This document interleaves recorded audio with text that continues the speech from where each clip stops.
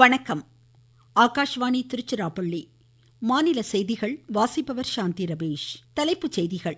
மத்திய அரசு புதுடெல்லியில் போராட்டத்தில் ஈடுபட்டுள்ள மாணாக்கருடன் 3வது சுற்று பேச்சுவார்த்தைகளை இன்று மேற்கொள்ள உள்ளது. நாடாளுமன்றத்தில் செலவிடப்படும் ஒவ்வொரு மணித்துளியும் ஜனநாயகத்தை வலுப்படுத்துவதாக அமைய வேண்டும் என்று குடியரசு துணைத் தலைவர் திரு சி.பி. ராதாகிருஷ்ணன் கூறியுள்ளார். தமிழக திருக்கோவில்களில் பக்தர்களுக்கான அடிப்படை வசதிகள் சிறப்பாக பராமரிக்கப்படுவதன் அவசியத்தை மாநில இந்து சமய அறநிலையத்துறை அமைச்சர் திரு ரமேஷ் வலியுறுத்தியுள்ளார். கிருஷ்ணகிரி மாவட்டம் கெலவரப்பள்ளி நீர்த்தேக்கத்திலிருந்து பாசனத்திற்காக இந்த தண்ணீர் திறக்கப்பட்டுள்ளது.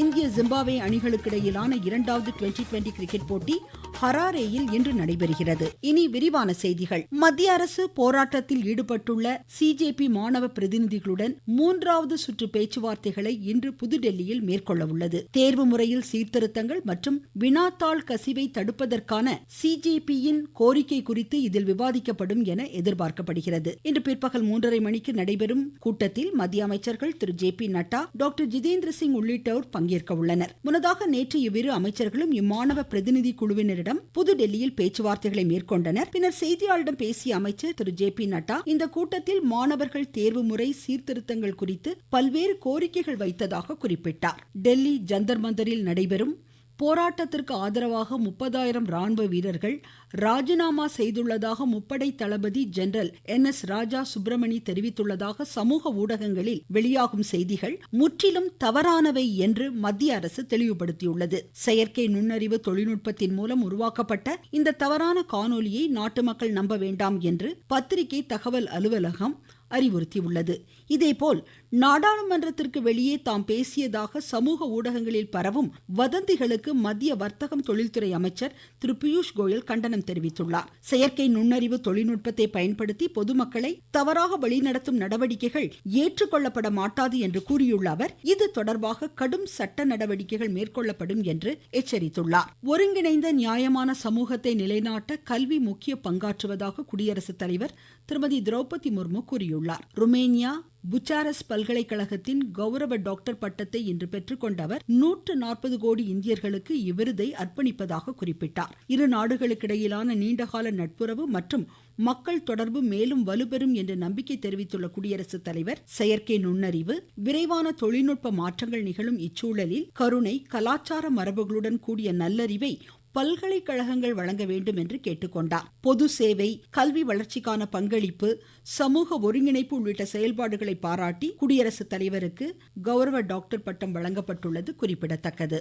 நாடாளுமன்றத்தின் ஒவ்வொரு நாளும், ஒவ்வொரு மணி நேரமும், ஒவ்வொரு நிமிடமும், ஒவ்வொரு வினாடியும் ஜனநாயகத்தை வலுப்படுத்துவதாக அமைய வேண்டும் என்று குடியரசு துணைத் தலைவர் திரு சி.பி. ராதாகிருஷ்ணன் கூறியுள்ளார். புதுடெல்லியில் மாநிலங்களவைக்கு புதிதாக தேர்ந்தெடுக்கப்பட்ட நியமன உறுப்பினர்களுக்கான பயிற்சி நிகழ்வில் இன்று உரையாற்றிய அவர், விவாதங்களும் வாக்குவாதங்களும் திடமான முடிவை நோக்கியே இருக்க வேண்டும் என்று குறிப்பிட்டார். ஆரோக்கியமான விவாதங்கள் ஜனநாயகத்தை வலுப்படுத்துவதாக எடுத்துரைத்த அவர், ஆக்கப்பூர்வமான ஒத்துழைப்பு தேச நலனுக்கு உகந்ததாக இருக்கும் என்று சுட்டிக்காட்டினார். உறுப்பினர்கள் நாடாளுமன்றத்தின் உயர்ந்த மதிப்பீடுகளை கடைபிடித்து விதிகளையும் நடைமுறைகளையும் மதித்து கேள்வி நேரத்தையும் பூஜ்ய நேரத்தையும் முழுமையாக பயன்படுத்திக் கொள்ள வேண்டும் என்றும் அவர் கேட்டுக்கொண்டார். மாநிலங்களவை உறுப்பினர்கள் நேரடியாக மக்களால் தேர்ந்தெடுக்கப்படவில்லை என்று சுட்டிக்காட்டிய அவர், ஆகவே மக்களுடன் நெருங்கி இருக்க அவர்கள் முயல வேண்டும் என்றும் அறிவுறுத்தினார். பிரதமர் திரு நரேந்திர மோடி வளர்ச்சியடைந்த எழுச்சிமிகு கிராமங்கள் இயக்கத்தின் கீழ் நாளை இளைஞர்களுடன் காணொலி மூலம் கலந்துரையாடுகிறார்.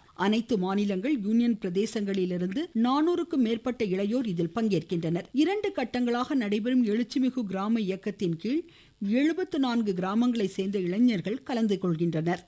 தேசிய அளவிலான இணையதள வினாடி வினா போட்டியின் மூலம் இம்மாணாக்கர் தேர்ந்தெடுக்கப்பட்டுள்ளனர். தூய்மை பாரதம், மத்திய அரசின் திட்டங்கள் குறித்த விழிப்புணர்வு, இளைஞர் கூட்டமைப்பு மாநாடுகள், கலாச்சார பரிவர்த்தனை திட்டங்கள், மரம் நடும் இயக்கம், மாதிரி பஞ்சாயத்து கலந்துரையாடல்கள் போன்ற நிகழ்வுகளுக்கு ஏற்பாடுகள் செய்யப்பட்டு இளைஞர்களின் பங்களிப்பு உறுதி செய்யப்படுகிறது. நாட்டின் எல்லை பகுதிகளில் உள்ள கிராமங்களை தேசத்தின் முதல் கிராமங்களாக கருதி அங்கு வசிப்பவர்களை வளர்ச்சியடைந்த பாரத பாதையில் இணைப்பதற்கான பிரதமரின் தொலைநோக்கு திட்டத்தின் கீழ் எழுச்சி மிகு கிராம மேம்பாட்டு திட்டம் செயல்படுத்தப்படுகிறது. பிரதமர் திரு நரேந்திர மோடி அகில இந்திய வானொலியின் மன் கி பாத் மனதின் குரல் நிகழ்ச்சியில் 136வது முறையாக நாளை காலை 11 மணிக்கு உரையாற்றுகிறார். அனைத்து வானொலி நிலையங்கள், தூர்தர்ஷன், பிரதமர் அலுவலக யூடியூப் அலைவரிசை, MyGov இணையதளம், நியூஸ் ஆன் ஏர் செயலியில் இந்நிகழ்வு நேரடியாக ஒலிபரப்பாகிறது. தொடர்ந்து 11:30 மணிக்கும் இரவு 8 மணிக்கும் இதன் மொழியாக்கம் இடம்பெறும். கிளாஸ்கோவில் நடைபெறும் 23வது காமன்வெல்த் பாரா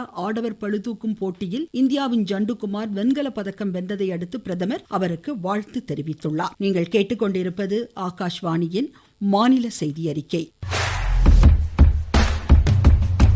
ஊரக வளர்ச்சிக்கான புதிய அத்தியாயம். வளர்ச்சியடைந்த இந்தியாவிற்கான ஊரக வேலைவாய்ப்பு உறுதி மற்றும் வாழ்வாதார சட்டம் செயல்பாட்டிற்கு வந்துள்ளது. இந்த சட்டம் ஆண்டிற்கு 125 நாட்கள் வேலையை உறுதி செய்கிறது. வாரந்தோறும் ஊதியம் வழங்கப்படுவது கட்டாயமாக்கப்பட்டுள்ளது. பணி முடித்த 15 நாட்களுக்குள் ஊதியம் வழங்குவதை உறுதி செய்வதற்கான அம்சங்களும் இதில் இடம்பெற்றுள்ளன. கால தாமதமாக ஊதியம் வழங்கப்பட்டால் அதற்கான இழப்பீட்டுத் தொகைக்கும் வகை செய்யப்பட்டுள்ளது. வளர்ச்சியடைந்த இந்தியாவிற்கான பயணத்தில் மோடி அரசு தொடரும் சீர்திருத்த நடவடிக்கைகள். தமிழக திருக்கோவில்களில் பக்தர்களுக்கான அடிப்படை வசதிகள் சிறப்பாக பராமரிக்கப்படுவதன் அவசியத்தை மாநில இந்து சமய அறநிலையத்துறை அமைச்சர் திரு ரமேஷ் வலியுறுத்தியுள்ளார். திருச்சியில் இன்று செய்தியாளர்களிடம் பேசிய அவர், கோவில்களில் நிதி முறைகேடுகள் மற்றும் தவறுகள் தொடர்பாக சம்பந்தப்பட்ட அதிகாரிகள் மீது பாரபட்சமின்றி நடவடிக்கை எடுக்கப்படும் என்று எச்சரித்தார். பக்தர்கள் நீண்ட நேரம் காத்திருப்பதை தவிர்க்க சீரான தரிசன ஏற்பாடுகளை கோவில் நிர்வாகங்கள் எடுக்கவும் அவர் அறிவுறுத்தினார்.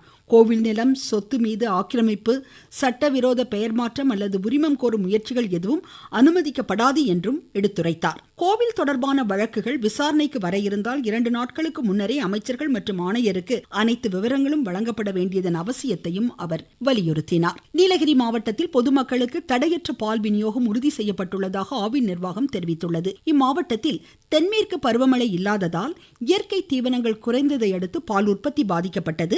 நாளொன்றுக்கு 8000 லிட்டர் வரை இருந்த பால் கொள்முதல் தற்போது 5000 லிட்டராக குறைந்ததால் திருப்பூர் மாவட்டத்திலிருந்து கூடுதல் பால் கொள்முதல் செய்யப்படுவதாக ஆவின் நிர்வாகம் கூறியுள்ளது. விழுப்புரம் மாவட்டத்தில் பழங்குடியின மக்களுக்கான பிரதமரின் வீட்டு வசதி திட்டங்களின் கீழ் 111 கோடி ரூபாய் மதிப்பில் 2184 வீடுகள் கட்டப்படும் என்று மாவட்ட நிர்வாகம் தெரிவித்துள்ளது. இந்த திட்டத்தின் கீழ் கட்டப்பட்டு வரும் வீடுகள் விரைவில் பயனாளிகளுக்கு வழங்கப்பட இருப்பதாக எமது செய்தியாளர் கூறுகிறார்.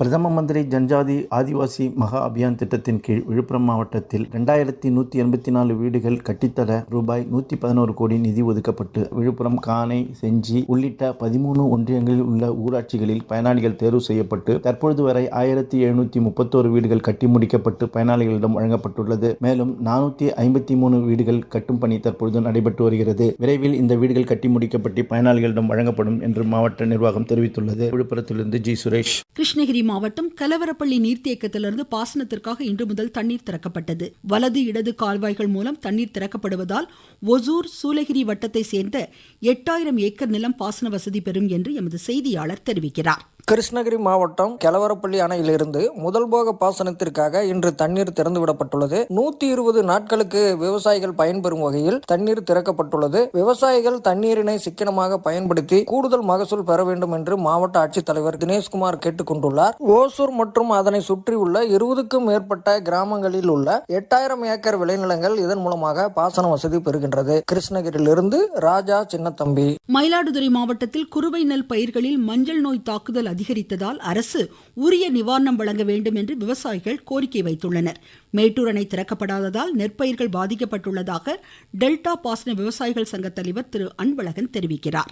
மயிலாடுதுறை மாவட்டத்தில் இந்த வருஷம் குருவை 95,000 ஏக்கர் நாங்க நட்டிருக்கோம். ஜூன் மாசம் 12ஆம் தேதி திறக்கக்கூடிய மேட்டூர் டேம் திறக்கல. அதுக்கு இயற்கை ஒத்துழைக்காத, மழை இல்ல, வெயில், கடுமையான வெயில்ல இந்த நட்ட நடுவுகள் எல்லாம் மஞ்சள் நோய் தாக்க ஆரம்பிச்சிருச்சு. இந்த மஞ்சள் நோய்க்கு பல பிராசம் நாங்க மருந்து அடிச்சிருக்கோம். அந்த மருந்து கேட்கல. எங்களுக்கு மன உடைச்சல் தான் ஆயிருக்கு. தூத்துக்குடி இனிகோ நகர் கடற்கரை பகுதி வழியாக இலங்கைக்கு கடத்தப்பட இருந்த 50 லட்சம் ரூபாய் மதிப்பிலான பீடி இலைகளை காவல்துறையினர் பறிமுதல் செய்துள்ளனர். இந்தியா, ஜிம்பாப்வே அணிகளுக்கு இடையிலான 2வது டுவெண்டி கிரிக்கெட் போட்டி ஹராரேயில் இன்று மாலை நடைபெறுகிறது.